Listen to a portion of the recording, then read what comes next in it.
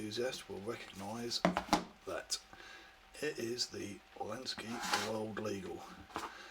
I'm not going to go into the specifics and whatnot, as there's many other places you can find that out for yourself.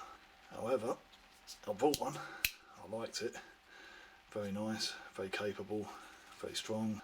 As strong as that is, one night whilst testing its limits, possibly after a few beers, I discovered that it is not completely infallible, and it did close on my finger, leaving me with a little tiny scar there.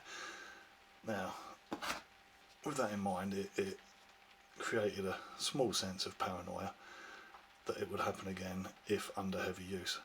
If you look inside, you can just about make out the curvature of the blade.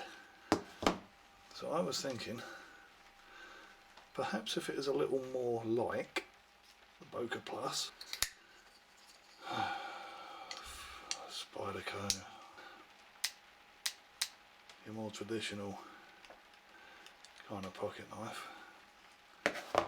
Obviously, the thing they all have in common, to a much lesser degree on that one, is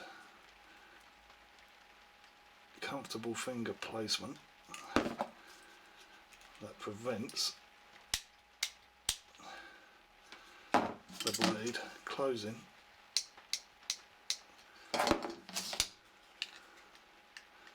on your hand, this one being a particularly good example.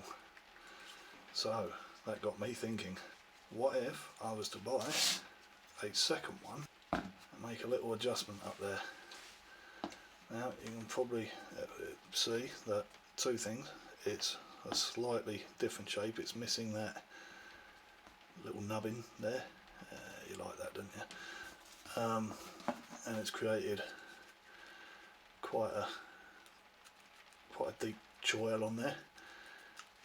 And what I've tried to do, now the thing I should say is I have absolutely no practical skills, so it's rough as they come, but it works. Now what that does is it follows the line of the blade itself, and it means no matter how hard I push, it ain't going anywhere. That will not now will not close on my hand at all. I mean, perhaps if you use the downward grip, yeah, still get a bit of trouble, but yeah, in standard everyday use, that is not going to go anywhere, and in my humble opinion, it makes it the much safer knife to use. Also, by absolute fluke rather than skill, it's I would say actually a more comfortable knife to hold, especially if you've got fucking big hands like me. There you go, hope that was almost interesting. Bye.